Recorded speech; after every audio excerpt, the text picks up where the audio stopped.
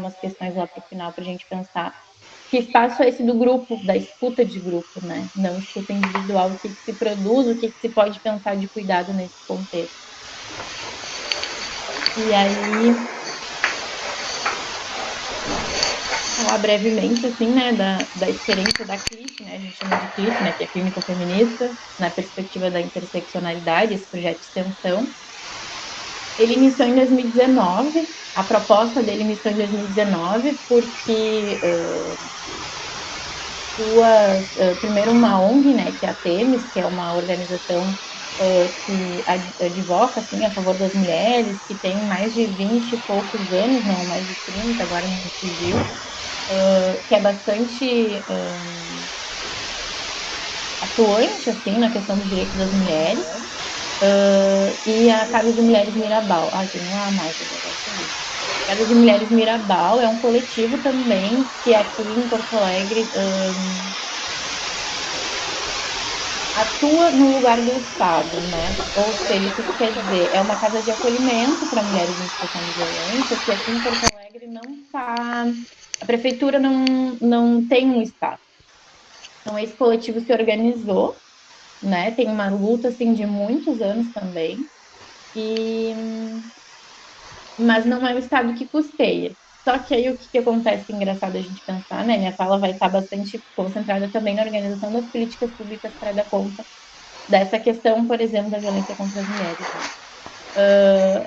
A prefeitura não paga um local, não organiza um espaço, não faz um serviço, não paga profissionais, mas quando um coletivo autônomo de mulheres se organiza, os serviços da rede começam a acessar. Então, lá na delegacia, eles sabem que tem essa casa, então eles começam a mandar as mulheres para essa casa. A assistência, a política de assistência, a política de saúde começa também a utilizar, e aí também tem o histórico de disputa, né, de luta desse coletivo para dizer, bom, o Estado não quer nos custear, mas está nos acessando, né? Os serviços estão nos acessando. Então, de pensar o buraco que tem também na rede de políticas públicas para dar conta, né? Também já me adiantando nesse sentido de que a gente precisa de várias disciplinas, de várias profissões, assim, no sentido, né, de saber mesmo, né? Várias profissões, precisa de equipes multiprofissionais em cada política pública e mais de uma política pública para dar conta disso, né? Não é um serviço sozinho, não é um profissional sozinho que vai dar conta da complexidade que é, por exemplo, a violência contra as mulheres, que é um pouco do que a clínica se propunha fazer. Aí, bom, estava dizendo, né, que a Temis e a Casa Mirabal fizeram uma encomenda a partir de outras relações que tinham com a universidade aqui, dizendo assim, olha, a gente precisa de formação para os profissionais, de formação de gênero para os profissionais da rede. Né? As mulheres, inclusive para a mulher que chega na unidade básica de saúde, para uma consulta seja de pré-natal, seja enfim, ginecológica, que o profissional esteja atento a conseguir identificar sinais de violência, que saiba para onde que não, saiba para onde encaminhar, que não olhe pelo viés moralista, que saiba acolher, né? Então, daí a universidade acolheu né, o programa de pós-graduação ali em saúde social, acolheu essa demanda dessas duas instituições. E em 2019, eles criaram a clínica, que tinha a função da formação de profissionais. Né? Só que aí veio a pandemia, e aí a gente sabe que com a pandemia já era anunciado, de fato foi o que aconteceu, o aumento inclusivo assim de violência doméstica, né? Já era algo que se sabia, que a ONU já havia alertado, a OMS também, enfim. Então aí essa clínica que era para pensar a formação dos profissionais da rede de Porto Alegre começou a atuar na escuta direta às mulheres. Então era uma equipe toda trabalhando virtualmente.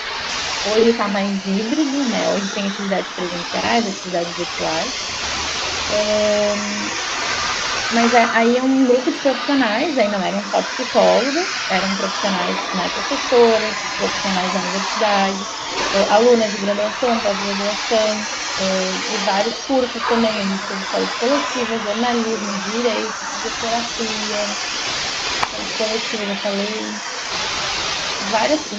várias áreas assim atuando e voluntários também, profissionais da rede que dedicavam algumas horas para o grupo, então era uma. A gente chegou a ter 40 e poucas profissionais atuando na clínica em um certo período. E aí é isso, né? Entender que naquele caos, assim, da pandemia, a gente também tem o conselho de psicologia, né, garantindo que fizesse atendimento virtual, enfim, toda uma série de questões, né? Então, todo o acolhimento das mulheres até ano passado foi sempre virtual, né? Então, enfim, a gente tinha um grupo de acolhimento, um grupo de profissionais que trabalhava com acolhimento. O acolhimento inicialmente era individual para conseguir acolher essa mulher, entender as suas demandas e ofertar o espaço contínuo que se tinha era o grupo de escuta, né? Se a gente entendia que não era o espaço de grupo, a gente, né, organizava com outras redes que pudesse atender individualmente, ou às vezes a gente ficava num acolhimento mais estendido, até fortalecimento de vínculos para conseguir permanecer no grupo, né? A gente teve oficinas depois de um tempo, né? Tem uma colega também que daqui a pouquinho está finalizando a dissertação, que é oficinas de escrita, ela trabalhou com escrita com as mulheres, então tiveram várias experiências assim ao longo do tempo, né? Mas o carro-chefe da clínica foi o grupo de escuta, os grupos coletivos, né?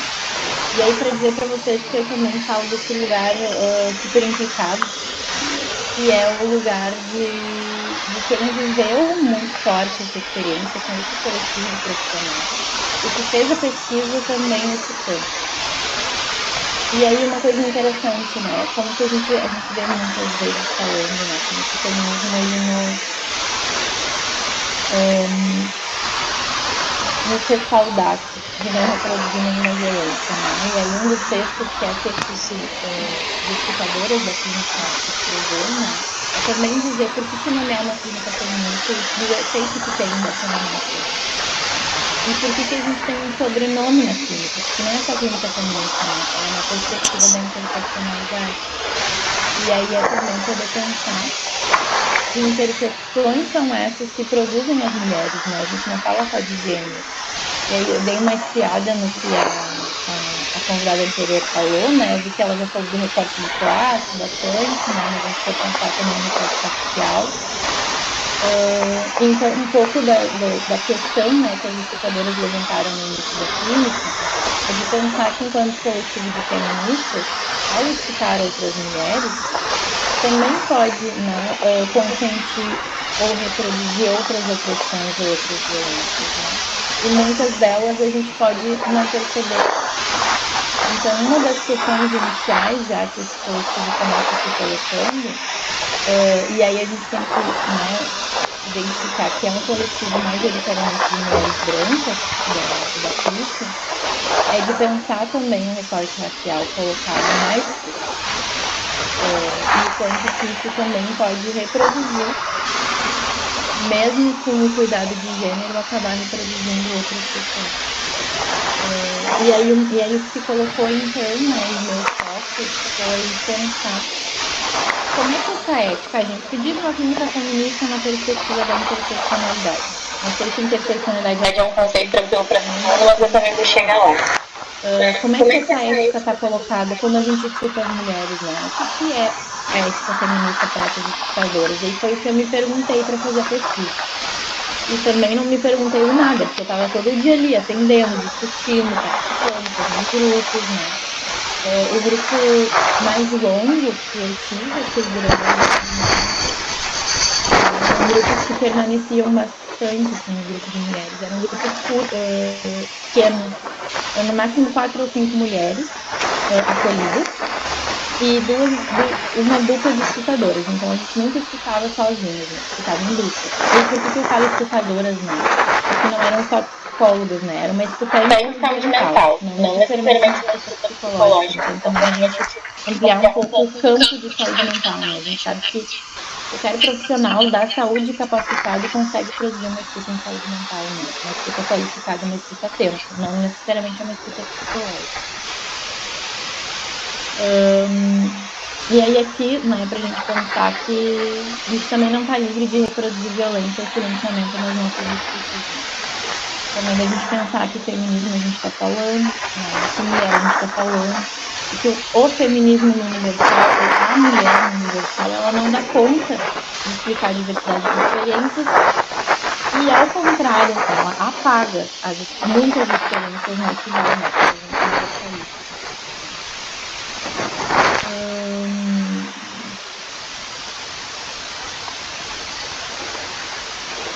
aí eu trouxe uma questão, assim, que era uma questão bastante latente para essa equipe, que é de pensar que clínica é essa, né? Comecei falando de feminismo, mas que clínica é essa que a gente está falando, né? A gente parte da perspectiva de que toda escuta, ela é uma atuação ética e por ser uma atuação ética, ela também é uma atuação política, ou vice-versa, né? A ética e a política, elas não estão separadas. E aí, quando eu falo numa escuta clínico-política, ela não é política partidária, mas ela é política no sentido que ela produz um mundo, ela produz um sujeito, ela produz um modo de viver. E aí, retornando lá, né, quando eu estava falando que, bom, as mulheres, lá na minha experiência de graduação, de estágio no CAPS, por exemplo, eu produzia uma escuta separada no CAPS AD para um grupo de mulheres e um grupo de homens, né? Não tinha colocado o recorte de gênero, assim, por que a gente divide os grupos, ou como é que a gente escuta, um é diferente do outro, por que frases diferentes. Isso não estava colocado, não era uma questão. Uma parte de supervisão, tá? Não era uma questão assim de supervisão ou para a equipe essa questão de gênero, por exemplo. Mas estava sendo produzido alguma coisa ali. E isso estava reproduzindo o quê? Reproduzindo papéis de gênero, estava questionando esses papéis, né? Então, assim, por que que eu digo isso? Por que que a gente parte de afirmar, é que é só a clínica que a gente produzia era política? Não, toda clínica ela é política. A gente sabe já em 2023 que não existe neutralidade, nem na ciência, nem na escuta. Então a gente precisa estar atento que não existe neutralidade, o que que eu estou produzindo com a minha escuta, o que que eu estou produzindo com a minha clínica, o que que eu estou reafirmando, né? Aí tem esse artigo que é bem legal, que traz um pouco essa discussão, assim, né? Que a política, assim como a clínica também, né, pretende transformar a condição do gênero. E que vai aparecer na clínica, assim como em todas as relações sociais, os jogos de poder. Então, se a gente for pensar uma sociedade como a brasileira, né? Se a gente for pensar o histórico da América Latina também, é uma sociedade marcada por um histórico racista e sexista, né? Então, isso está permeado todas as relações. Então, a nossa escuta, ela também tem que estar atenta a isso. Esses jogos de poder, eles também vão se reproduzir nas relações de cuidado e nas relações terapêuticas. E é isso que a gente precisa estar atento. A gente sabe que, né, tem referenciais distintos para psicologia, enfim, né? Mas quando a gente vai falar dessa perspectiva, assim, principalmente das relações de gênero e relações sociais, a gente precisa afirmar o lugar que a gente fala e a intenção ética que a gente fala, né?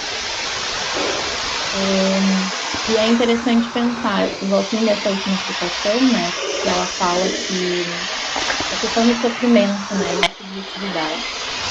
Quando a gente se propõe fazer essa escuta, a gente também não quer só retirar a dor do sujeito e o sofrimento do sujeito, mas que essa implicação transforme as estratégias de existência que estão vinculadas a isso. E aí, quando a gente fala de papéis de gênero, isso também é muito marcado, né?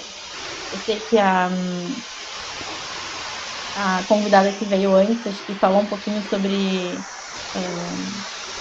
dispositivo de cuidado, o dispositivo amoroso, acho que era sobre maternidade, né? Então, o dispositivo do cuidado. Então, se a gente for pensar que as mulheres são subjetivadas socialmente, né? São ensinadas desde pequeno, são reforçadas a essas ações de cuidado.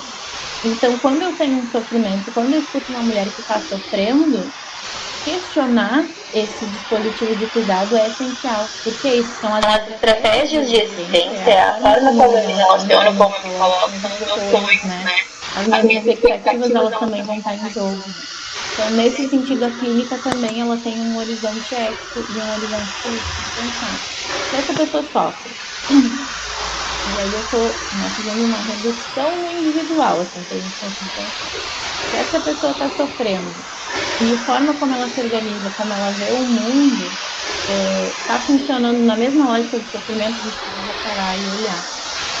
E era um pouquinho também esse trabalho que a gente faz. Dá um exemplo bem básico, tá? O ideal da família de margarina está muito presente no discurso das mulheres que tem um histórico assim de violência de gênero. Por que que eu digo isso?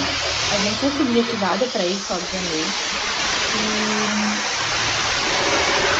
E aí essa imagem dessa família, essa imagem de que eu tenho que aceitar tudo para permanecer nesse lugar, isso reforça, isso dificulta com que ela crie outras estratégias para sair da situação e também perceber que para ser mulher, enfim, né, que diabo seja esse ser mulher é uma outra questão também, mas que isso também vai precisar ser repensado, né? Que esse ideal de família de margarina tem tudo a ver também com a violência contra as mulheres. Então é um pouco isso, assim, é um pouco esse jogo que na clínica e na escuta clínica a gente precisa estar pensando.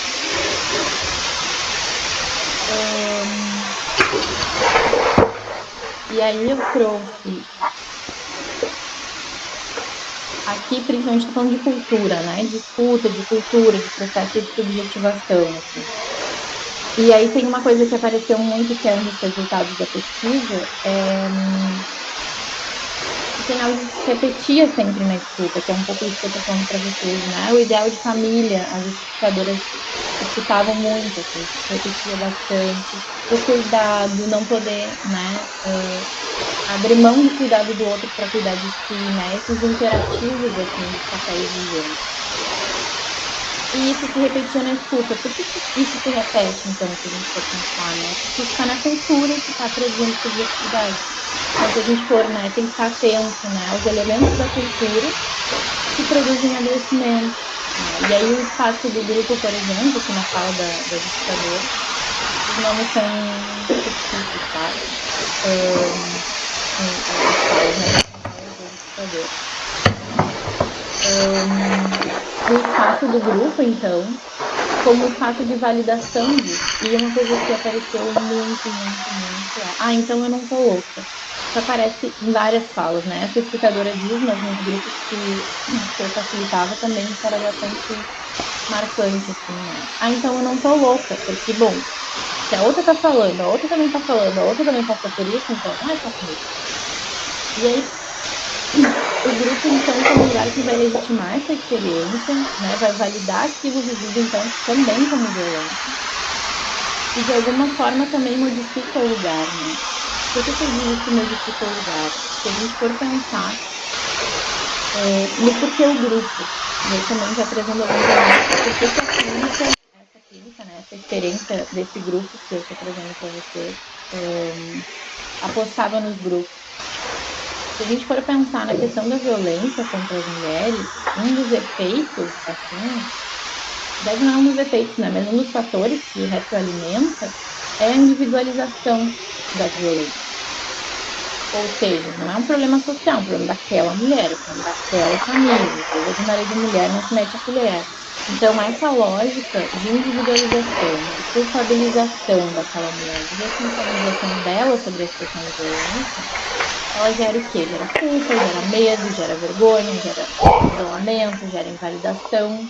Então, trazer isso para o espaço coletivo é também se perceber não sozinha, é também se perceber, né, auxiliar nesse processo de quebrar mesmo o discurso da culpabilização, de quebrar o discurso da individualização, né, de poder se reconhecer na experiência de outras mulheres e aí construir reconstruir essa experiência de alguma outra forma, né? E reconstruir isso aliada às outras mulheres, né? Aliançada, assim, produzindo laço e produzindo acolhimento coletivo. E aí tem duas questões bem interessantes, assim, né? Para pensar que eu estava falando antes no, no laço, assim, pelo menos que eu tive na minha formação de graduação, né? Dos estudos de gênero, é um pouquinho isso desses dois artigos que são bem bacanas, assim. Tá lá nas referências, depois se vocês quiserem dar uma olhada, mas é também de pensar o quanto que não ter estudos de gênero, principalmente na psicologia, faz com que a gente, né, deslegitime ou naturalize a desigualdade de gênero e os papéis sociais para cada gênero, né? Assim, pensando em gênero binário, tá? Ainda estou pensando numa discussão binária, assim. Da gente pensar que essas diferenças elas são essenciais, elas são biológicas, ou é uma questão do que a Javala chama de psicologização, né? Que é assim, uma questão de uma entidade interna, é uma questão esse tema do feminino, né, ou do masculino, né, é uma questão de pensar esses papéis como construção social. Então, a importância de levantar isso é também desnaturalizar essas diferenças que são colocadas como biológicas, né? E apontar elas, então, como construções sociais. E aí eu também não vou me estender nisso, porque eu acredito que vocês também já tenham isso bem explícito, assim, do que é o papel de gênero, o que é construção e como isso se constrói socialmente, né? Tem uma grande discussão, assim. O programa de gênero, né? Me fugiu agora se é esse nome. Acho que é. Da Butler também vai discutir um pouco isso, assim. Mas tem uma coisa bem marcante dessa segunda citação, desse artigo, que ela fala, né? Que eles falam, né? Questões sociais podem ser invisibilizadas e por isso medicalizadas. Isso é uma coisa que quem trabalha nas políticas públicas de saúde, principalmente, percebe. A medicalização das mulheres que sofrem alguma situação de violência ou que sofrem alguma sobrecarga que tem no papel de gênero a sua origem, vamos pensar assim, não a origem, né, mas uma das suas origens, a medicalização é uma resposta muito forte, assim. Então, eu tô lá trabalhando, eu chego em casa, eu cuido das crianças, eu faço, eu arrumo merenda, eu cuido da escola, eu me desdobro na reunião de escola. Eu tô exausta. Aí vai numa consulta de 10 minutos e sai com um diagnóstico e sai com uma medicação. E não se olha, né, para essa organização social que produz o adoecimento de mulheres cotidianamente, assim. Inclusive, nesse artigo tem uma fala que é bem marcante de uma das entrevistadas, esse artigo da Valesca e do René, que é assim, o Estado matou meu filho e me deu um Rivotril. É da gente também pensar a questão da violência estrutural e da violência do Estado, se a gente for também pensar que mulheres que têm direito de ser mãe, que mulheres não têm, né? Isso também já está colocado. Então, assim, é uma violência que se coloca na vida das mulheres e o resultado disso não é repensar a forma como a sociedade se organiza, mas medicalizar. Então, isso também, não só da medicalização, mas para a psicologia, principalmente, daí eu faço um chamado, né? É de pensar como a psicologia reproduz no seu discurso científico isso, né? Principalmente na responsabilização individual daquele sujeito, né? A gente sabe que o discurso neoliberal, o discurso meritocrático com a psicologia, eles estão casadinhos. Então, assim, o sujeito não sai dessa situação porque não quer, né? E aí se a gente for pensar as redes sociais e o quanto que muitas vezes a gente, na tentativa de, como é que a gente diz, de disseminar, assim, de divulgar o conhecimento, a gente acaba também reduzindo e simplificando algumas questões, né? Então, a psicologia é uma ciência que historicamente veio para restringir, para localizar no indivíduo o cerne de muitos problemas, né? Então, por que o grupo? Aí também faço, né, essa retomada do porquê o grupo de escuta. Porque é também uma forma de desindividualizar questões sociais que estão produzidas na forma como a gente se organiza, como a sociedade é organizada, como a gente se relaciona, enfim. E aí, né, eu trago esse trecho, assim, né, dá início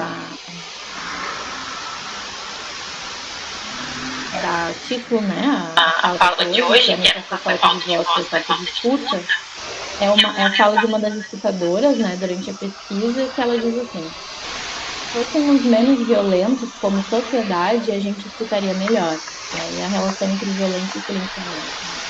A gente tem uma prática sistemática de silenciamento que opera, tem um largo histórico de silenciamento, apagamento, de recusa da escuta. Não foi por omissão desses grupos, né, dos grupos violentados pelo Estado. Porque esses grupos sempre tiveram vocalizando, sempre tiveram protestando. Esse discurso de que é preciso, abre aspas, dar voz, ele não se sustenta, né? Nunca foi falta de voz, foi falta de escuta. E nós somos muito bons, muito melhores, inclusive, em não escutar do que escutar efetivamente. E aí da gente pensar que o que a gente consegue escutar e o que a gente não consegue escutar, né? Aí agrada que tem um livro bem bacana, assim, que é Memórias da Plantação. Quem gosta de psicanálise, recomendo bastante, assim, a leitura dela é esse viés. E aí ela traz a imagem, né, essa imagem que eu trouxe para vocês, para pensar um pouco da questão da escuta do período colonial. Na história colonial que não se acaba, né, porque a gente sabe que a história... Acho que caiu, né?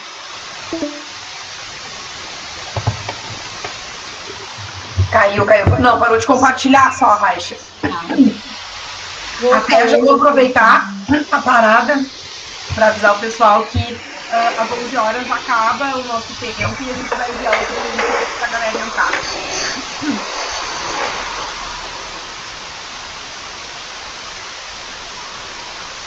Acho que voltou.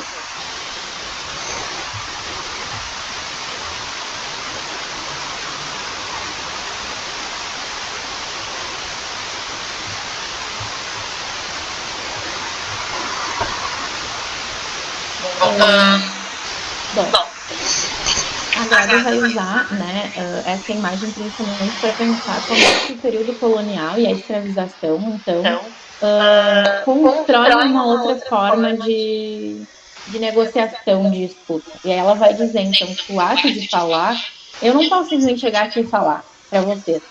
Se vocês não tivessem organizadas, né, atentas, se vocês não tivessem criado esse espaço e a condição para que eu falasse, eu poderia falar, mas eu não seria escutada. Então, que o ato de fala, ele é um ato de negociação entre quem fala e quem escuta. Quem escuta permite que o outro fale. E aí, então, é nessa relação que a gente vai pensar que estruturalmente foi criado, então, mecanismos de escuta, né? Certos grupos sociais foram permitidos que falassem, e aí também quando a gente vai pensar que movimento social do feminismo é esse que é permitido com que entre na universidade, né? A gente vê hoje, pelo menos, enfim, não sei por onde vocês circulam, se é assim também, mas os lugares que eu circulo, eu vejo hoje um movimento feminista negro muito forte, e muito recente, por exemplo, na inserção da academia, né? A gente tem aí, eu vou falar da Grade, sim, mas daqui a pouco falar da Leia, da Cida Bento, da Sueli Carneiro, então, que são autoras importantíssimas, assim, para pensar no Brasil essas questões e que há pouco foram descobertas, por exemplo, né? Então, se a gente for pensar, bom, elas já estavam assim há muito tempo, mas disseminadas nos nossos currículos, as pessoas lendo, as pessoas conversando, tendo seminário, né? Então, também a fala, ela é um espaço de negociação e de permissão. E aí tem uma coisa bem interessante, se a gente for falar de branquitude, né? Deixa eu falar agora. Mas também do lugar, que eu falo enquanto escutadora, enquanto psicóloga branca, é isso, a gente precisa marcar o nosso lugar de escuta também, para que a gente consiga, entendendo a partir do nosso lugar, conseguir enxergar os nossos pontos cegos, assim, do que a gente também tem essa dificuldade, comece a construir instrumentos a partir disso. E aí tem, a Grada retoma no livro, recomendo fortemente, assim, os 5 mecanismos de defesa, né, para tornar-se consciente da sua própria branquitude. E pensar que o lugar social da branquitude é aquele lugar de reprodutor de racismo, né, de silenciamento das relações sociais. E aí, os 5 mecanismos de defesa, assim, do ego é a negação primeiro, depois culpa, a negação, tá, mas né, a escravidão já passou faz tempo, o período colonial já acabou. Bom, mas isso se reproduz até o dia de hoje, né? Isso tem consequências históricas, sociais, inclusive psíquicas, que é isso que esses autores estão trazendo. Porque, apesar de algumas pessoas dizerem que inconsciente não tem cor, a Isildinha tá aí, lançou um livro, lançou há muito tempo, né? Dizendo a cor do inconsciente. Então, as relações parciais, elas também produzem a nossa, entre aspas, estrutura psíquica, né? Isso também perpassa a forma como a gente escuta, voltando na ideia de neutralidade, né? Nesse sentido, a gente entende que o escutador, que o terapeuta, o profissional, ele não tem uma posição de neutralidade na escuta. O lugar dele, a estrutura, as condições dele também influenciam nessa escuta. Então, por que que eu estou trazendo isso? Isso era uma grande questão para esse grupo de escutadoras da clínica, né? Como é que a partir de diversas atitudes a gente consegue trazer essa discussão, assim, e estar atento a essas questões. E trabalhando as nossas próprias questões, que é um pouco disso, né? Negação, culpa, vergonha, depois reconhecimento. E aí a Grada fala assim, muito bacana quando ela traz, não adianta parar na culpa ou na vergonha, é preciso trabalhar a partir disso, né? Não adianta só eu entender, estudar e ler o passado colonial do Brasil, que se atualiza nos dias de hoje, e não fazer nada a partir disso. Eu preciso me engajar ativamente, né, nessas questões. E aí tem um artigo do Ramon Grossfogel também que é bem interessante para a gente pensar essa questão de como a gente escuta e como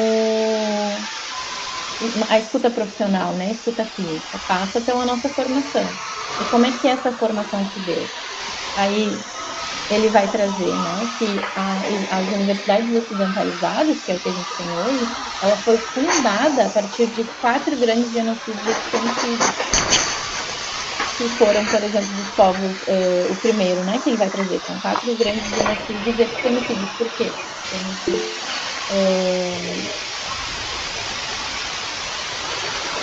Não sei quanto tempo falta. Tem mais uns minutos. A gente troca. Pode seguir. Pode seguir. Não vai cair. Tá, consegui mexer aqui. Não vai cair. Ele vai falar de 4 grandes genocídios, né? E epistemicídios por quê? Porque quando tu silencia ou quando tu assassina as pessoas, a cultura e a visão de mundo, né, a cosmologia daquela população, tu também mata. Então, o saber que aquela população produz, tu também silencia, tu também mata, né? E então, não é só a vida física, mas também a vida simbólica. E aí ele vai dizer que as universidades hoje, a gente sabe que a gente tem os cânones aí das universidades, principalmente da psicologia, e a maioria é referência europeia. Então, ele vai dizer que as universidades foram fundadas a partir do genocídio dos povos muçulmanos, dos judeus, né, dos povos ameríndios, também dos povos africanos, em África e depois na colonização das Américas. Então, ele vai trazendo todo esse histórico e é bem interessante de pensar que que esse extermínio foi a base da construção da universidade. Então, esse apagamento e essa violência, ela está dentro da universidade também, que influencia na nossa formação, que influencia na forma como a gente vai atuar profissionalmente, né? E é bem interessante também que ele vai brincar com essa coisa do ego cogito, né? Do pensamento e da cognição, e vai dizer que o pensamento ocidental das universidades está totalmente linkada com o extermínio e com a conquista, né? Com essa organização do mundo a partir da colonização. E se a gente for pensar isso na história, né, do Brasil, na história da América Latina, a Lélia, né, fazendo um parênteses assim, da Lélia, que ela vai falar da neurose cultural brasileira, vai trazer um pouco isso. O que é isso que o Brasil não consegue escutar e não consegue aceitar, que é uma universidade, olha meu ato falho, uma sociedade racista. E ela vai falar dessa neurose, como é que isso se produz assim a partir desse apagamento também, que é uma dupla negação do racismo e do sexismo na sociedade brasileira. Ela vai trazer também a questão do português, né? Brincando com a questão da influência da cultura e da língua, né? De África para o Brasil, né? Com essa questão das pessoas que foram escravizadas e vieram para o Brasil, vieram, né? Foram sequestradas e trazidas para o Brasil, mas que do quanto que essa cultura, e se a gente voltar lá, não foi falta de voz, não foi, né? Porque os grupos se organizaram e tiveram viva sua cultura e sua língua. Então isso também está presente na sociedade hoje. Ela vai brincar com português. Então, que também são essas influências da língua que permanecem até hoje no português do Brasil, por exemplo. Não é o mesmo português de Portugal. Né? Tem uma mistura e reconhecer essa influência cultural e linguística também de África na nossa cultura é também dar voz, ó, é também conseguir escutar isso que está presente na nossa cultura.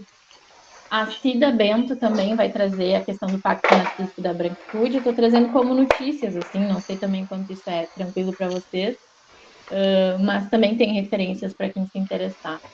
E aí eu acho muito interessante que ela traz que todos nós somos herdeiros da colonização e da escravização no Brasil. Todos os brasileiros são herdeiros. Uns expropriados e outros beneficiários, mas todos nós somos herdeiros. Então, da gente poder pensar que a questão das relações raciais, ela vai falar isso assim, bem marcado, a questão das relações raciais não é um problema do negro, ela traz isso, é um problema do branco também.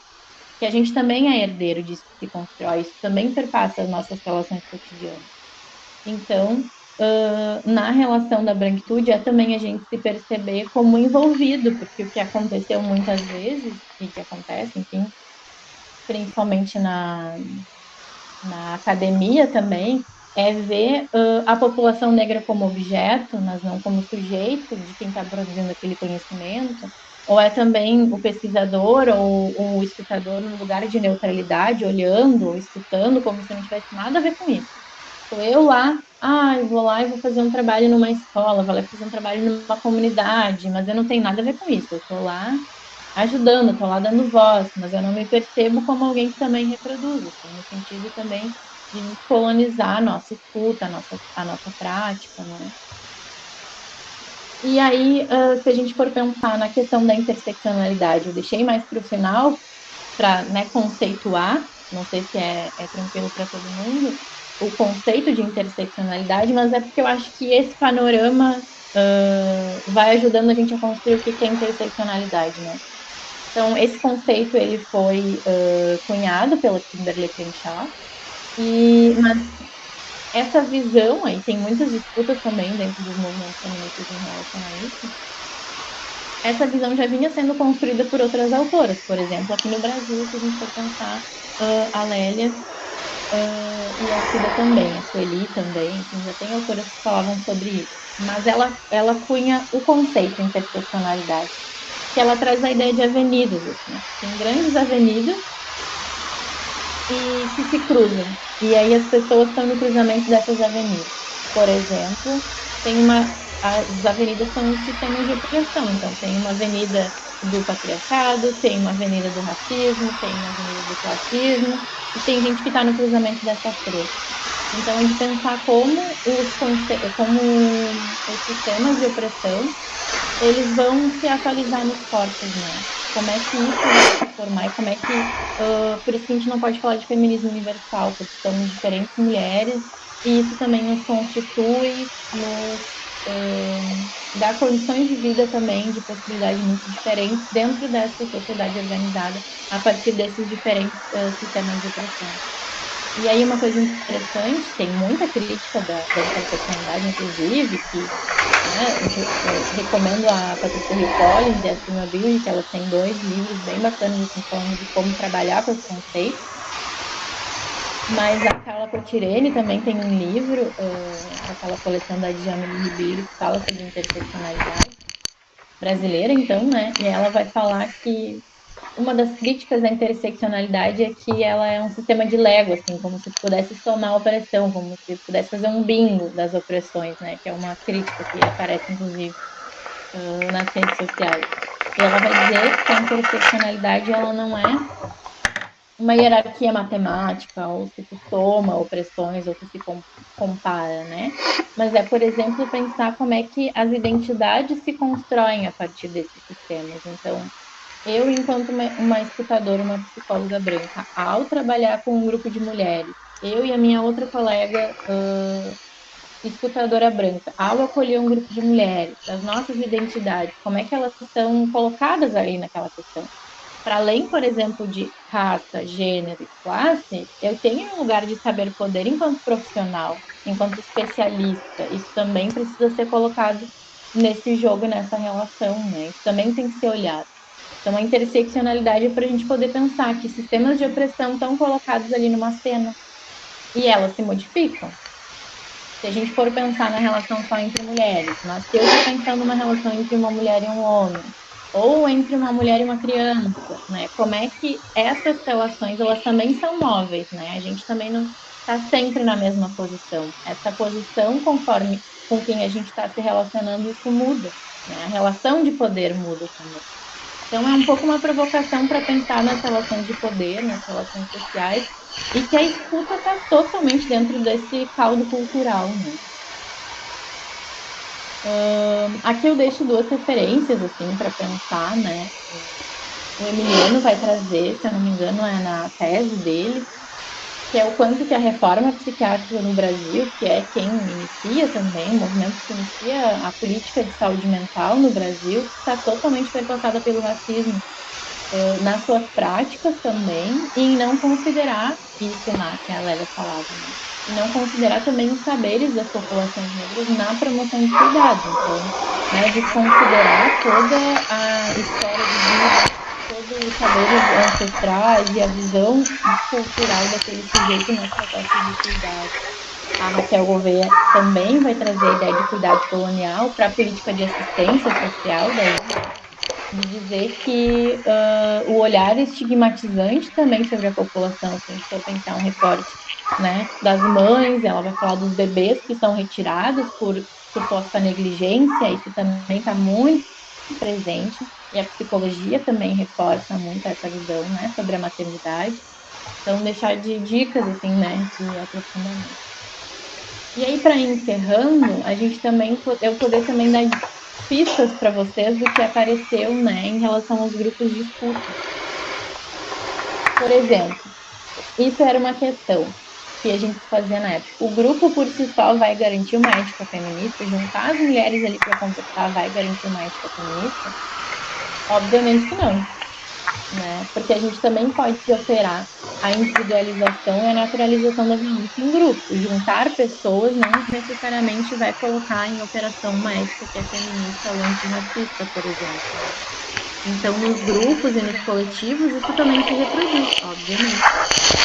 Mas a gente também pode, né, começar a olhar essa ética, assim, tanto no atendimento individual quanto no coletivo, como é que a gente percebe, né? E o que esse grupo, né, dessas escutadoras da clínica nos mostrou, assim, como pistas de uma ética feminista, né? É o grupo como um espaço de escuta, aquilo que eu trouxe antes, né, de validação, de desindividualização, né, do sofrimento, e da coletivização de transformações. O que a gente faz com isso, né? Somos mulheres, não somos responsáveis, mas somos afetados. O que a gente faz com isso, assim? E que o cuidado coletivo, ele se multiplica, assim, no contexto grupal, né?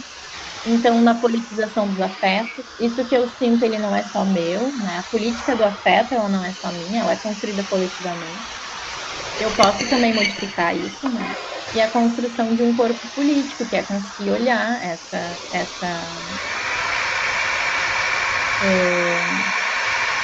me fugiu a palavra, assim, mas essa imposição do cuidado com os filhos, com companheiros, companheiras, com familiares, com, né? Isso não é algo natural, isso está colocado, eu também posso me reconstruir, eu também posso dizer, não, peraí, esse é o meu espaço, eu vou me cuidar agora.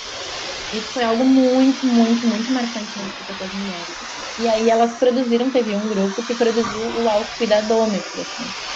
Não sei se vocês conhecem o violentômetro, que é tipo um termômetro, é um termômetro, assim, também nessa mesma proposta, que fala dos níveis de violência física, violência, né, mas fala assim, um tapa, um xingamento, uma humilhação, e fala um pouco sobre o termômetro, assim, das violências.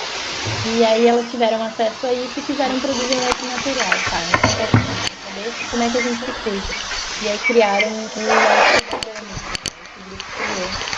E aí que são formas também de ir se cuidando e se olhando. Foi uma estratégia que esse grupo criou, assim, que foi bem legal, porque elas foram, foi o processo, né? Um pouco isso que eu trouxe ali no outro slide, né? A potência se deu no processo. Então, esse processo de repensar como é que se cuidavam no cotidiano, de uma poder trocar com a outra, até a produção desse material. Então, a partir de uma experiência individual, se construiu uma estratégia que é coletiva. E aí é também poder escutar a forma como outras mulheres se cuidam e se autorizar também a fazer esse exercício e a viver de uma forma diferente. E aí eu trago uma coisa muito interessante que aconteceu, e aí acho que os próximos, já finalizando, né, o próximo slide é um pouco sobre isso, que é essa relação entre escutadas e escutadores.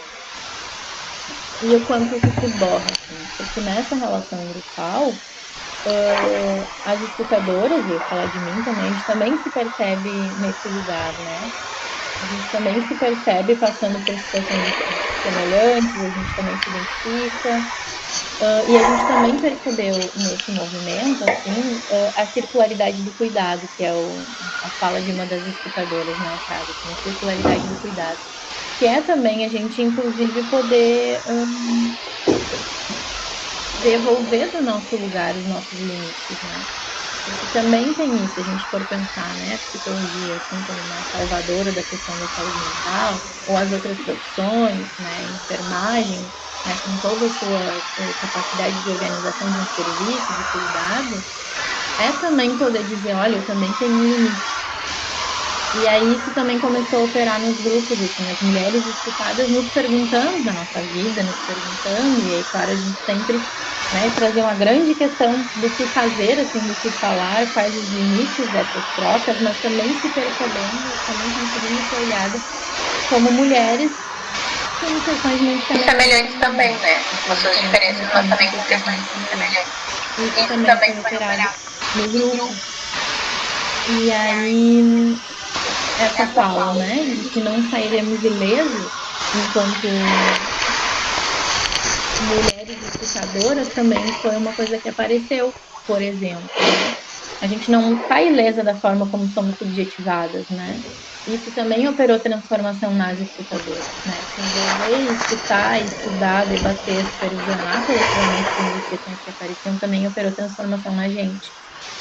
E que a clínica, como um coletivo também de mulheres, não saiu ilesa tanto, né, de se perceber, quanto das transformações que aconteceram, dos cuidados que operaram com as mulheres escutadas, mas também com as escutadoras. E aí apareceram essas duas questões que eu acho bem interessante, né? Dessa vibe sacrificial, que é um pouco isso, assim, né? Enquanto profissionais discutem saúde mental, o quanto que com tudo aquilo que chega, a gente tem dificuldade também em colocar o nosso cuidado na relação com o trabalho. Se a gente for pensar também neoliberalismo, né? E aí essa primeira frase, né? Uma certa dificuldade de construir espaços de cuidado umas com as outras. E uma fala constante de que estamos cansadas, sobrecarregadas. Vejo tudo isso como um sintoma do próprio patriarcado, que nos ensina desde muito cedo que é preciso exaurir nossos corpos no cuidado com o próximo. Também penso que é um sintoma do neoliberalismo, que nos faz pensar que devemos operar como máquinas o tempo todo. Essa fala é de uma escutadora. Então, de poder pensar que, enquanto profissionais do cuidado, a gente também não sai ilesa da forma como a sociedade se organiza, né? Que a gente precisa estar muito atento como também a gente é capturado a partir da nossa profissão, né? E também nesse jogo coletivo, como é que a gente se organiza. E aí, essa última, né, slide sobre isso, assim. Como é que a gente se organiza, então? Se a gente também não sai ilesa, se a gente também é escutada, e aí uma coisa que aconteceu foi que algumas profissionais acabaram saindo do coletivo, outras se afastaram, assim, diminuíram a quantidade de horas ou as atividades que faziam com o coletivo, né? E aí uma das coisas que se chegou à conclusão é de que era mais fácil saídas individuais do que coletivas. Então, bom, eu estava sobrecarregada, eu via que o grupo continuava operando naquela lógica, né, de dar conta das questões que surgiam, então eu acabava sozinha me afastando. Então, a saída coletiva ela é muito difícil de se produzir. E esse foi um dos resultados também de poder olhar para isso. Assim.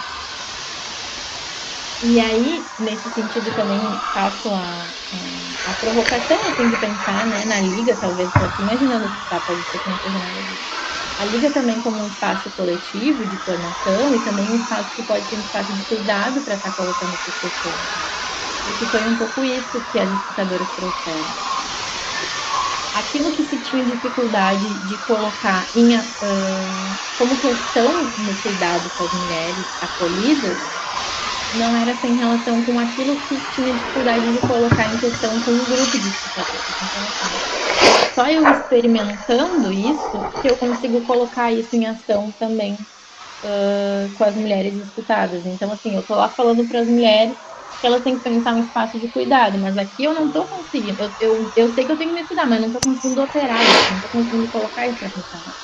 Então, quando eu consigo colocar isso para funcionar no coletivo que está trabalhando junto comigo, eu tenho muito mais facilidade em conseguir operar aquilo quando eu estou trabalhando com as mulheres acolhidas. Então, o espaço coletivo de formação, de supervisão, de acolhimento, de construção de laços, também ser esse espaço que proporciona não só a racionalidade, assim, da leitura e de saber o que tem que fazer, mas de como é que a gente bota esse negócio para funcionar, né?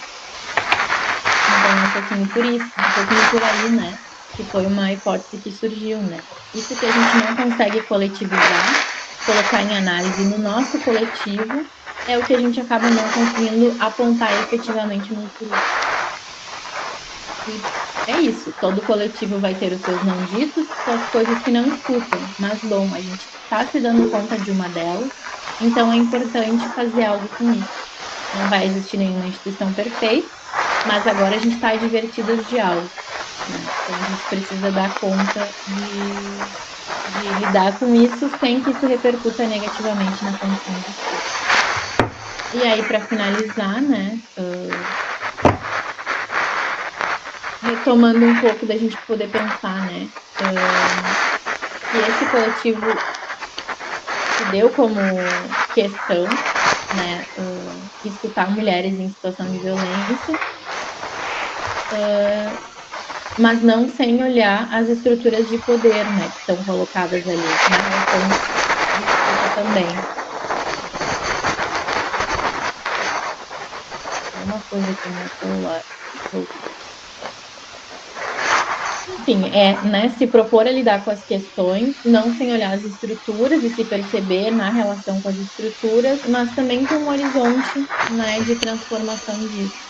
E uma coisa interessante foi que cada escutadora chegou com a sua visão de feminismo e ela também foi se transformando conforme ia escutando as mulheres e ia vendo que aquela concepção de feminismo não dava conta de explicar o que estava acontecendo, né? É também a gente também estar atenta ao que está acontecendo e não querer com que as pessoas ou as situações caibam nas nossas bases teóricas e técnicas, né? Então, as concepções de feminismo foram se transformando conforme o trabalho foi acontecendo. E que o que esse grupo aponta como ética feminista é uma escuta atenta às formações culturais, né? E às produções subjetivas nos silenciamentos e nas violências que estão na sociedade. E a interseccionalidade daí operou com essa sensibilidade analítica, assim, o que para além do gênero está sendo colocado, ou que junto, ou que transforma inclusive a minha visão de gênero está sendo colocado ali, né, a partir das outras matrizes de opressão. E aí o que essa escutadora fala, que eu acho que é um pouco traz ali no título, né, que não caberão as nossas ingenuidades. Se tem uma coisa que não cabe no feminismo e a vida está todo o tempo dizendo, é que não caberão as nossas ingenuidades no processo.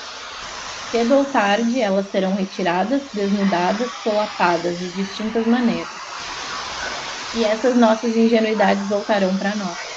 Opa, peraí, isso não é exatamente como tu estava pensando que era.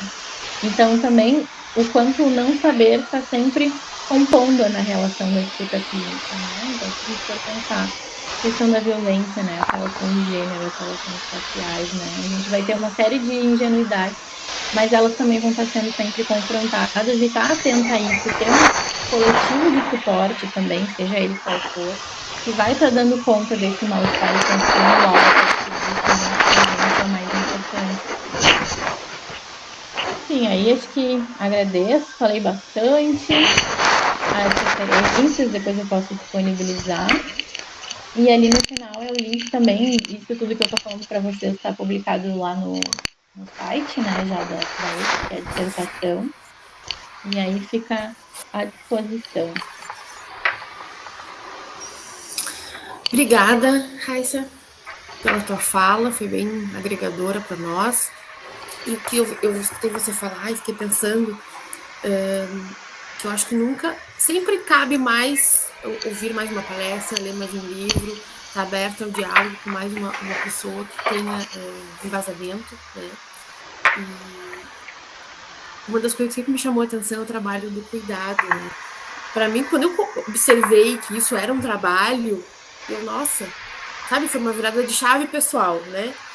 E eu vejo que a Raquel, na aula passada, trouxe essa faceta, né? E você traz novamente, porque ela parece que ela conduz, assim, ela tá sempre interseccionalizando em todas essas questões, né? O trabalho de cuidado tá sempre ali presente. E quando a gente fala de mulheres, de feminismo, a primeira coisa que me surge na mente é a situação de violência, né? Como ela também é tão presente, tão forte. E a gente se colocar à disposição, que você fala mais agora no final da questão clínica. Eu ainda sou uma estudante, né? Então tenho muito a aprender ainda. E você tá com o ouvido disponível, né? Para ouvir o que é bem familiar e principalmente ouvir o que não é familiar. Porque aí é que eu acho que você se abre e consegue ficar mais disponível para aquela pessoa, buscando alternativas, auxiliando, né? Para sair da bolha, né? Como se fala. E só abrindo um parênteses, pessoal, quem tiver dúvidas pode colocar aqui no chat, colocar lá no direct no Instagram, tá? Vamos conversar um pouquinho, abrir as câmeras, como a Prof. Daphne colocou ali. E essa questão do trabalho dela, ela me toca assim, porque eu acho incrível como ela está sempre ali presente. Culturalmente somos ensinadas a isso, né? Se alguém fica doente na família, normalmente a mulher, a mãe, a filha, que vai fazer esse suporte. E fora no dia a dia, no corriqueiro, cuidar da casa, da família, do filho, do marido. A gente não costuma ver esse homem atuando tanto nessa função, né? Natácia, tem alguma colocação? Deixa eu só fazer um parênteses, Claro. Vanessa, nisso que tu tá trazendo, que assim, sempre é uma escolha o que a gente vai falar, né? E para mim isso é uma maior dificuldade que eu tenho de escolher quando eu vou apresentar alguma coisa assim. E aí agora tu falando, eu fiquei me dando conta que tem uma coisa que fica de fora também nessa questão, né? Ficou de fora da minha fala, né? Que é a questão racial no cuidado, que está colocada estruturalmente no Brasil, né? Se a gente for pensar, o Brasil é um país que tem o cortinho da empregada na construção dos apartamentos antigos. A gente usa esse nome ainda até hoje, né? Então, se a gente for pensar, no Brasil a gente também tem um recorte racial colocado na execução do cuidado. Se a gente for fazer uma crítica ao feminismo branco, a gente vai saber que as mulheres brancas puderam sair para trabalhar, mas que alguém ficou cuidando dos seus filhos, que a gente ingressou na universidade, mas alguém ficou cuidando dos seus filhos e seus maridos, por exemplo, né? Nessa lógica da família tradicional brasileira aí. Então, mesmo com, vamos pensar, a Susan Ostup, né, quando vai falar e a casa nasceu uma mulher, no discurso dela, ela vai dizer que nenhum homem abria a porta da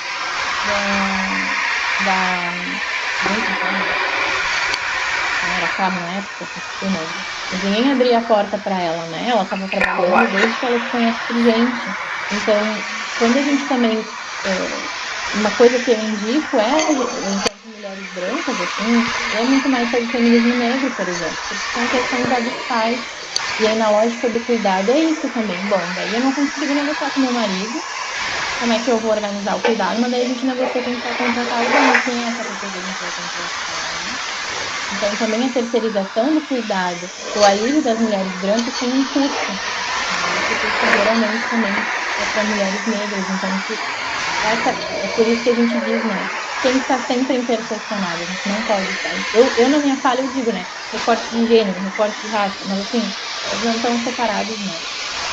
E o recorte de gênero, quando a gente vai falar de feminismo universal, ele tem um recorte de raça do feminismo, que é o branco. São as demandas, né, que começam a ser colocadas na luta dos movimentos sociais das mulheres e que ganha espaço das mulheres brancas. Trabalho, né? Não era uma questão. para as mulheres negras porque elas já estavam trabalhando. Então, a gente também, e se a gente for pensar a não maternidade, as mulheres brancas, né, eu quero ter o direito de não ser mãe, não ser cobrada socialmente por isso. Mas aí, se a gente for parar para pensar o quanto que o Estado está amparando as mulheres negras pelo direito delas de ser mães, né, de acompanhar os seus filhos durante toda a vida, também é uma questão difícil, assim, de ser colocada, mas é uma questão, né. Então, a maternidade também não é a mesma, não é o feminismo, né, se a gente for unificar, as demandas não são as mesmas também, né, enfim, só para fazer um parênteses. Você fala da Zanello, né? No nosso primeiro momento da Liga, no semestre passado, nós estudamos o livro da Zanello, né? Saúde Mental, Gênero, Dispositivo, Cultura e Processo de Subjetivação. E ela fala exatamente isso, né? Quando as mulheres brancas estavam levantando bandeira, quero sair, quero ter a minha independência, minha autonomia, as negras estavam só querendo, cara, já tô cansada de trabalhar, eu já saí de casa há muito tempo, eu era ainda uma criança e já cuidava de alguém, já tinha esse serviço, né? E como isso a gente às vezes não percebe, não se dá de conta, né? A gente tem que estar sempre disponível mesmo a aprender, a escutar. E obrigado mais uma vez por dividir com a gente, é sempre bom. Tá bem, então agora vamos abrir um momento de perguntas. Quem não quiser abrir a câmera, não quiser abrir o áudio, pode mandar ali no chat.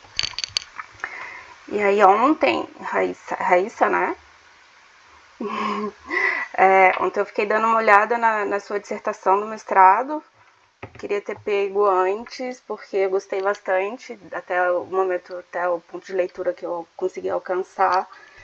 E ali você traz o programa do Sinal Vermelho, né, que ele é incluído na Lei da Maria da Penha, com a integridade psicológica da mulher.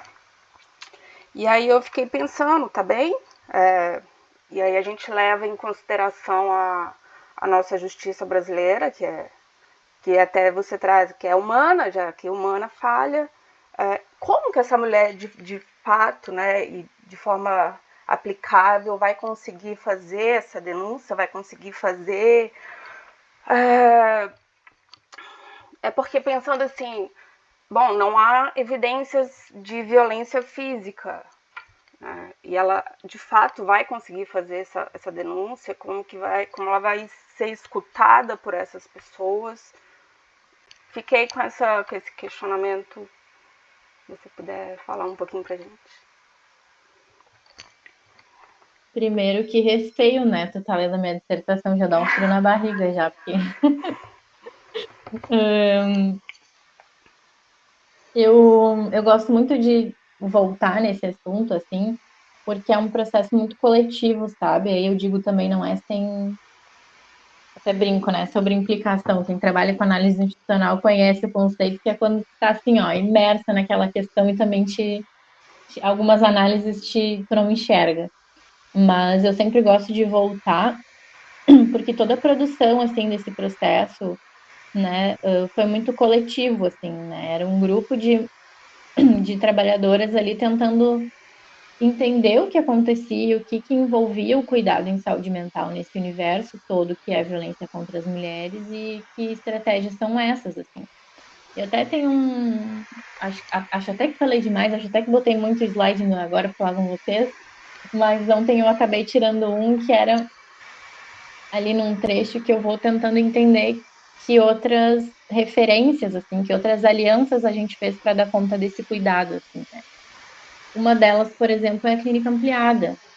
Não sei quem conhece, assim, mas é uma das referências para o SUS, que fala um pouco dessa ampliação da clínica, de modo geral, né? Não só da clínica psicológica, mas uma das questões foram essas, assim, que é também a gente não bancar a salvadora, porque é isso, né? Nenhum profissional sozinho, nenhuma política sozinha vai dar conta de construir recursos robustos o suficiente para lidar com a questão da violência contra as mulheres, né?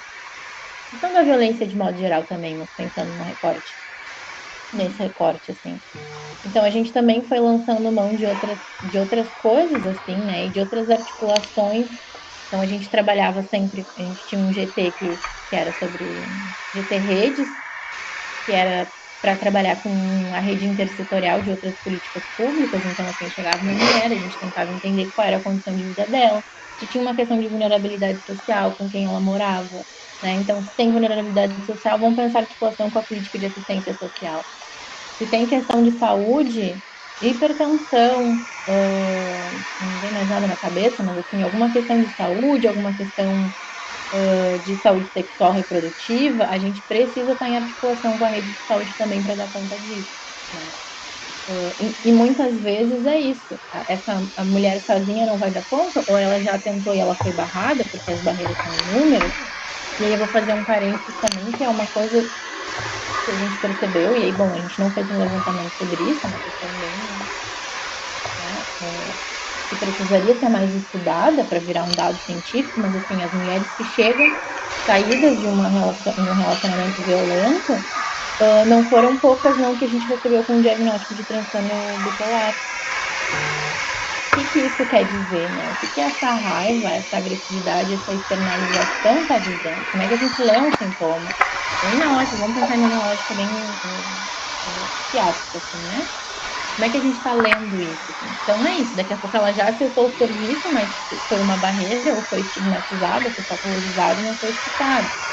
Então, já acessou. Não, vamos lá então. Aí a gente, enquanto instituição, a gente sabe que a universidade tem um peso muito grande na relação, né? Tem uma relação de poder, então, às vezes, quando a gente interfere, as outras pessoas escutam, ou pelo menos não batem a porta na nossa cara.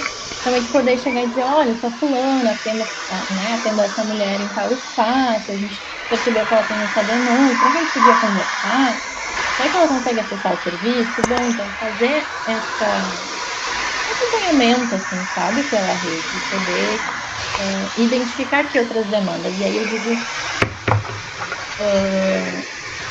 que quando eu trabalhei por um período curto, assim, na clínica privada, né, isso era uma questão também para mim. E para as colegas que eu tenho que trabalham na clínica privada, que volta e meia a gente troca algumas ideias, eu sempre digo, mesmo na clínica privada, individual, no seu consultório, não abram mão de conseguir identificar isso e conseguir ajudar essa pessoa a acessar o serviço que ela tem direito. Porque às vezes é uma questão de orientação mesmo, sabe? Não achem que vão lidar sozinho com essa questão. Tem um trabalho super importante colocado da psicologia, mas sozinho não vai dar conta. Bom, então, tentando te responder um pouco é isso, assim, é ampliar o escopo, é poder olhar isso de forma mais ampliada, é poder daqui a pouco fazer um AP, sabe? Um acompanhamento terapêutico, assim. Poder pegar essa pessoa e dizer, tá muito difícil para ti, eu vou contigo na delegacia. Se é isso que tu quer, se tu precisa de apoio, porque uma realidade que a gente escutava muito é que as famílias naturalizam a violência, né? Eu esperava apoio da minha mãe, eu esperava do meu pai, eu esperava de não sei o quê, eu esperava da minha amiga, que também conhece ele, que é amiga dele, falando, né? Porque o grosso da nossa atuação eram relações heterossexuais, né? Então, a pessoa, enfim, que produzia violência eram homens, assim. Então, é amigo dele também, tá relativizando. É isso, assim, é a falta de amparo e a naturalização social da violência contra a mulher como algo que é característico do casamento, ou como algo que é do silenciamento, vai passar, né? Faz a tua parte, enfim, dá mais tempo. Tudo que a gente sabe que se escuta, né?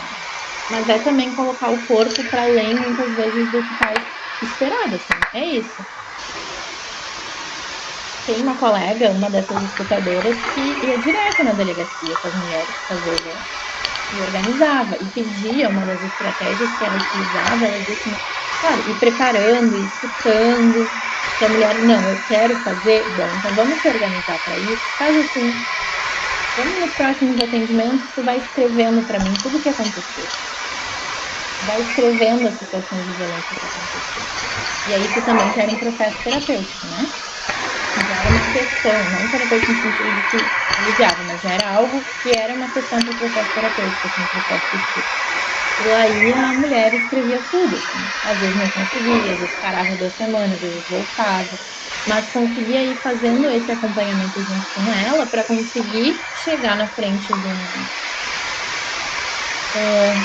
uma pessoa, né, Autoridade. da personificação da justiça e da segurança e poder colocar a sua demanda. E ela ia junto, essa nossa colega, né? Ia junto. E não foram 2 ou 3 vezes que ela testemunhou a mulher sofrendo violência institucional na residência. E aí ela intervinha. Então, assim, é algo que está para além da nossa prática tradicional, digamos assim, né? Precisa estar em articulação, né? Com grupos de advogadas, também é algo que a gente atuou bastante, assim, de poder dizer como é que a gente junta a prova da violência psicológica, porque é isso. Não é uma. Para o trabalho da psico, a gente não junta prova, não interessa, né? O discurso do sujeito que vale. Mas para esse trabalho, não. A justiça quer prova. Sem falar na violência patrimonial, que era o que a gente mais escutava. Mais, né? Toda hora eu falo que era mais, mas assim, era uma coisa bem marcante, era a violência patrimonial. Então, também é um trabalho para além. É isso, assim, o que está acontecendo? Qual é a dificuldade que a gente está vendo? Tá. Frente a essa dificuldade, como é que a gente, enquanto coletivo, consegue se organizar para auxiliar nesse processo? Então, é um pouco por aí também. E a violência psicológica para a justiça é algo muito recente, assim. A gente tem uma lei de assédio aí há sei lá quantos anos e ainda é algo que é difícil, né? Mas uma coisa que eu acho que é bem importante também, que foi tema de discussão, é o quanto que a justiça não pode ter esse caráter curativo, porque ela não vem. Muitas vezes ela não vem. Muitas vezes a gente tem que lançar a mão de estratégias coletivas, comunitárias, de rede de apoio, inclusive financeira, assim, né? Porque a justiça não vem, essa é uma realidade. Difícil de escutar, mas é uma realidade. E aí colocar assim, não, minha vida vai melhorar quando ele for preso, quando isso, quando aquilo. A gente tem que trabalhar com outras perspectivas também. Bom, isso aí é uma coisa do movimento feminista diferente do que para a perspectiva da escuta em saúde mental, né? É isso. Ah, e se não acontecer, como é que a gente vai seguindo a vida, assim, né?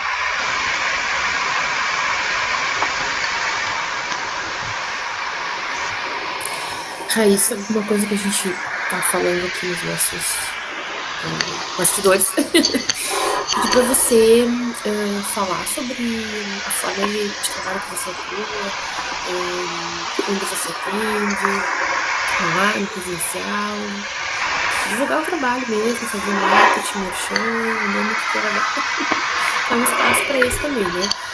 Colocar as nossas convidadas que vêm nos agregar tanto numa possibilidade de atendimento que a gente se interessa, que queira conversar com você sobre a temática, enfim, fica à vontade. Eu deixei ali no final depois eu passo para Tati no slide com o meu contato do e-mail. Eu sei que algumas pessoas já me adicionaram no Instagram, acho que eu vi um rosto conhecido, assim.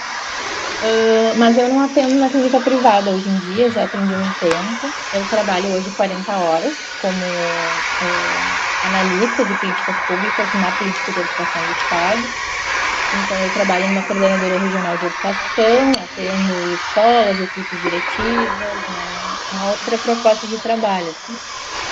Foi um concurso que eu fiz lá no meio da pandemia e levei uma surpresa quando fui chamada, nem sabia se ainda ia rolar, né? Bem desligado.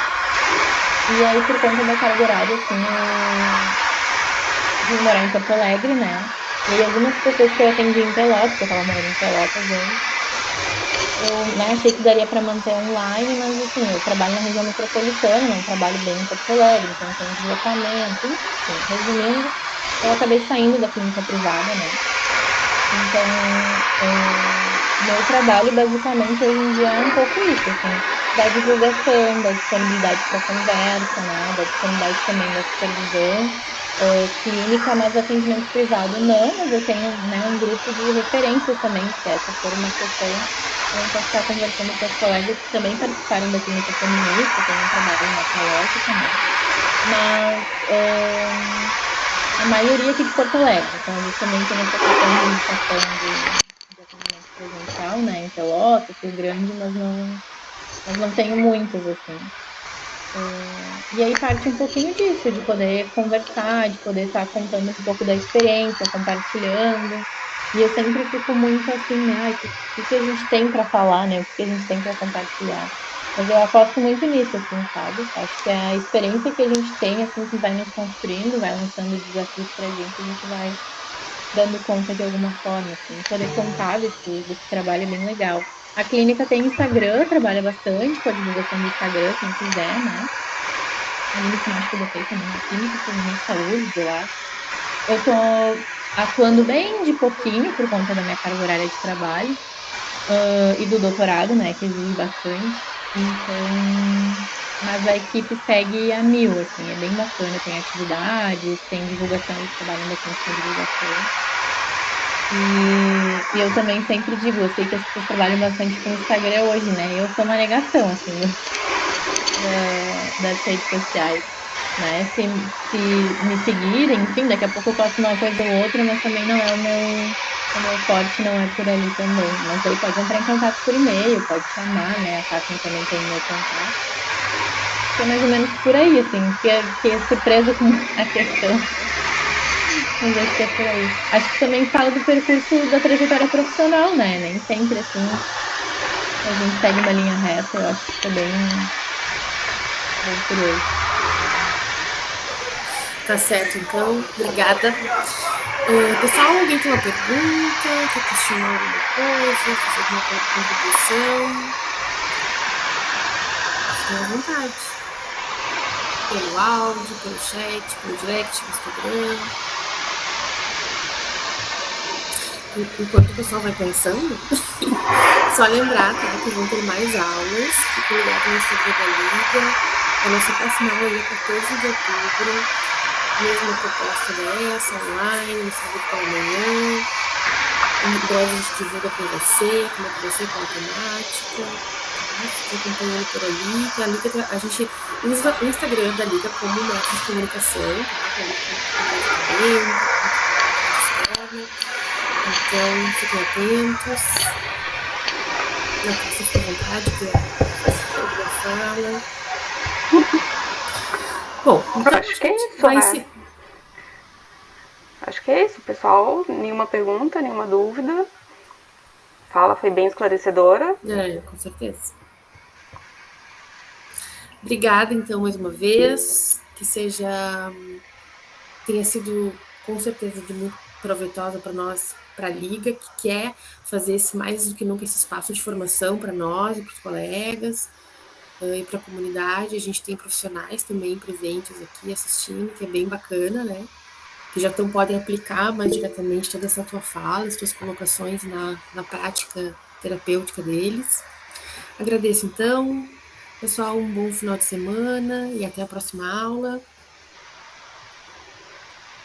Obrigada, gente. Obrigada, Raíssa. Até a próxima. Obrigada, Gurias, mais uma vez pelo convite. Estou à disposição. E eu acho que pode ter esclarecido, mas pode ter confundido também. Se confundiu, tá tudo certo, porque eu acho que é por aí que se confundiu. Algumas verdades foram colocadas em questão. A confusão também é boa às vezes. Também é. Tira a gente da zona de conforto, né? Faz procurar mais coisas. Obrigada, Gurias. Bom sábado. Tchau, pessoal. Obrigadão, gente. Beijo. Tchau, tchau.